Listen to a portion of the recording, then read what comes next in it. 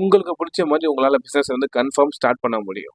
Most of the failures எங்க வந்து பாத்தீங்கன்னா, அவங்க டிசைட் பண்றதே இல்லை. அவங்களுக்கு என்ன வேணும், அவங்க என்ன பண்ணணும், அவங்க எந்த சுச்சுவேஷன்ஸ்ல இருக்காங்க, ஸோ அங்கேருந்து அவங்க எங்க போகணும் வந்து அவங்க வந்து டிசைட் பண்ணவே இல்லை. ஸோ நீங்க டிசைட் பண்ணுங்க எங்க போகணும், என்ன பண்ணணும். அதே போல உங்களுக்கு அந்த பிசினஸ் பத்தி எல்லாமே தெரிஞ்சிருக்கணுங்கிறது வந்து அவசியமே இல்லை. நீங்க ஒரு சூப்பர் கியூரியாசிட்டியா இருக்கணும், ரொம்ப ஆர்வம் உள்ள பர்சனா இருக்கணும். புது புது விஷயத்த வந்து கத்துக்கிறதுக்கு நீங்க ரொம்ப ஆர்வமா இருக்கணும். என்ன ஸ்டார்ட் பண்ண போறீங்களோ, நீங்க எந்த பிசினஸ் பண்ண போறீங்களோ அதை பத்தி நிறைய பேசுங்க. எல்லார்கிட்டயுமே இதை பத்தி பேசுங்க. உங்களோட பிசினஸை பத்தி நீங்க எல்லார்கிட்டயுமே பேசுங்க. நீங்க எந்த அளவுக்கு பேசுறீங்களோ அந்த அளவுக்கு உங்களோட பிசினஸ் வந்து உங்களுக்கு நார்மலாகும். ஃபர்ஸ்ட் வந்து உங்களுக்கு வந்து புதுசா இருக்கும், கஷ்டமா இருக்கும்.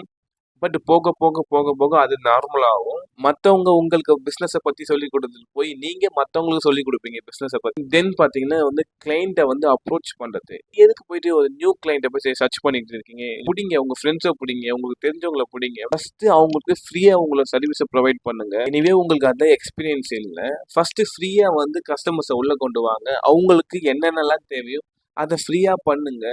அவங்களுக்கு எப்படி பிடிக்கும், என்ன பண்ணலாம், இதை இன்னும் எப்படி இம்ப்ரூவ் பண்ணலாம்னு யோசிச்சு கொஞ்சம் கொஞ்சமாக சேஞ்சஸ் பண்ணுங்க.